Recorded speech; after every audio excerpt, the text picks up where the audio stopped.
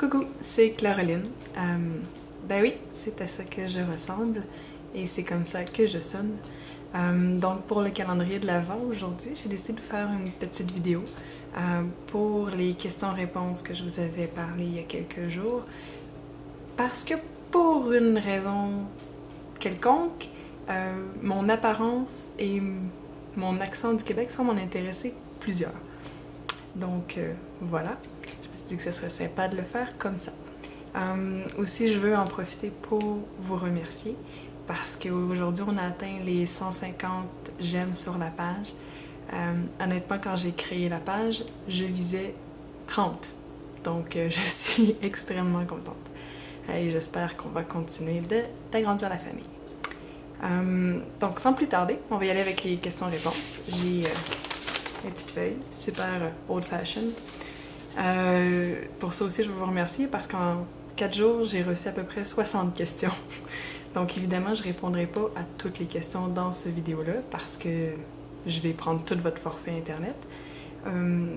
Si jamais vous aimez cette vidéo, j'en ferai d'autres, tout simplement. Donc on va y aller. La première question, c'est une question d'Anaïs, je m'excuse, Ellinger, alias Bitchenson. Ça, je suis capable de le dire. Qui veut savoir d'où m'est venue l'idée, cette super idée de calendrier de l'Avent sur Facebook. En fait, c'est simplement que j'aime me casser la tête et que je songeais à ce que je pourrais faire de spécial pour Noël. Je voulais changer les traditionnels bonus. Puis là, je me suis mis à partir dans toutes les directions, bonus, images, tout ça. Je me suis dit, dans le fond, je vais tout leur donner. C'est aussi simple que ça. La deuxième question, on va faire un combo avec une question de ma chère Miyuki et de Léa Brasi, alias Castellan. D'ailleurs, Léa, je veux te remercier parce que tu as largement compris le concept de « vous pouvez poser plus qu'une question ». Juste à toi, j'ai eu 13 questions, donc merci. Miyuki me demande « Penses-tu un jour faire une fixe sur Lisandre ?» Et Léa me demande « Vas-tu faire une fiction sur Armin ?» Prévois-tu faire d'autres fictions sur qui, en collaboration ou seul? Comme je suis partie, je vais faire des fictions sur tout le monde. Donc, il y en aura pour tous les goûts.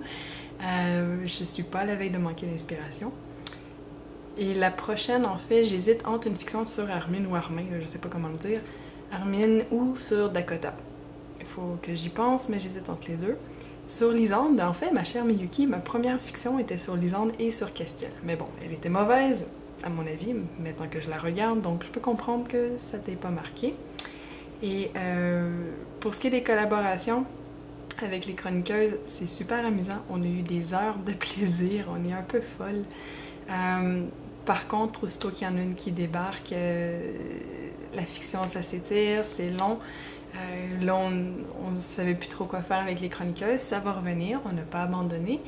Mais c'est difficile quand une des collaboratrices ne répond plus à nos messages. Voilà. Donc, ça m'étonnerait que je refasse des collaborations.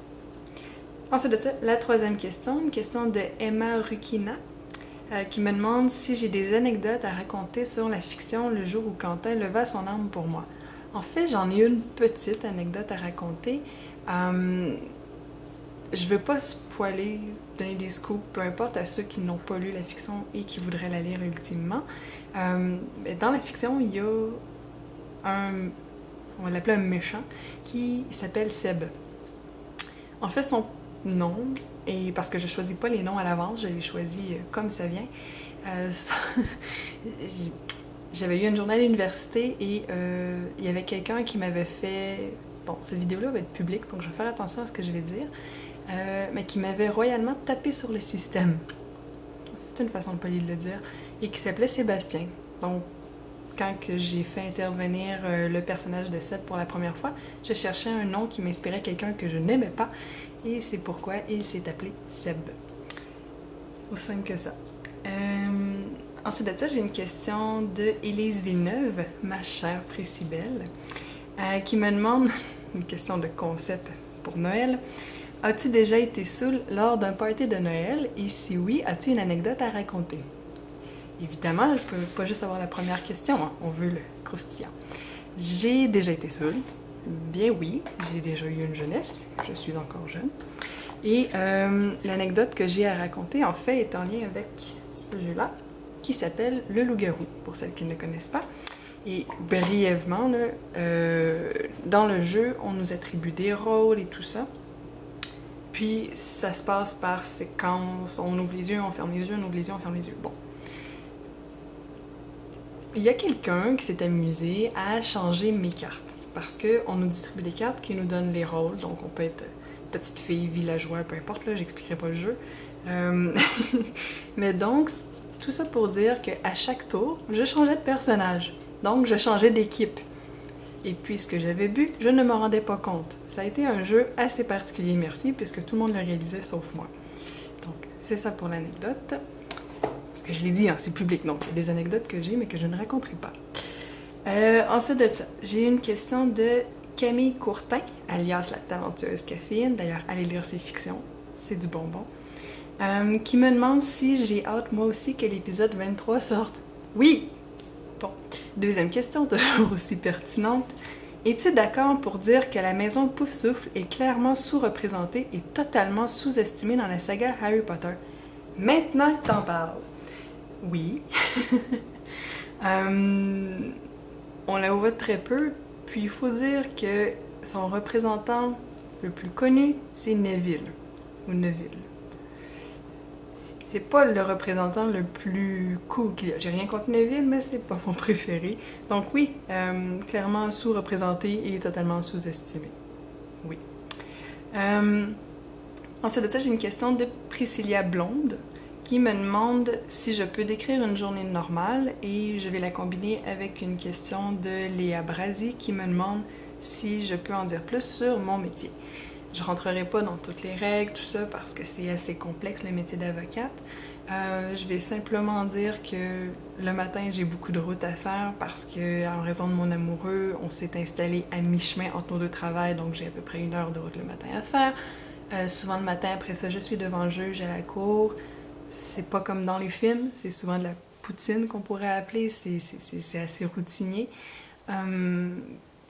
Donc, c'est pour le matin. Puis ensuite, l'après-midi, je suis souvent au bureau.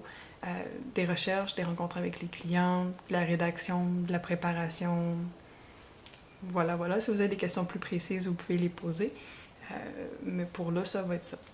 Ensuite de ça, en rafale, des questions rapides, j'ai une question de Audrey LNT qui me demande quelle est ma taille. Pourquoi pas? Donc, c'est 5 pieds 5 et demi. Oui, le et demi est important. Léa Brasi qui me demande quel est mon genre de livre. En fait, j'aime beaucoup les trucs fantastiques. D'ailleurs, je vous recommande les livres de Fiona McIntosh. C'est extraordinaire. Et j'aime beaucoup les romans policiers. Donc, si vous voulez une auteure québécoise, Christine Bourriette. Sinon, évidemment, Agatha Christie. Voilà. Alors, suite de ça, j'ai ma merveilleuse Miyuki qui m'a un peu bombardée. Qui voulait savoir plusieurs petites rapides questions et je cherche dans mes feuilles. Voilà.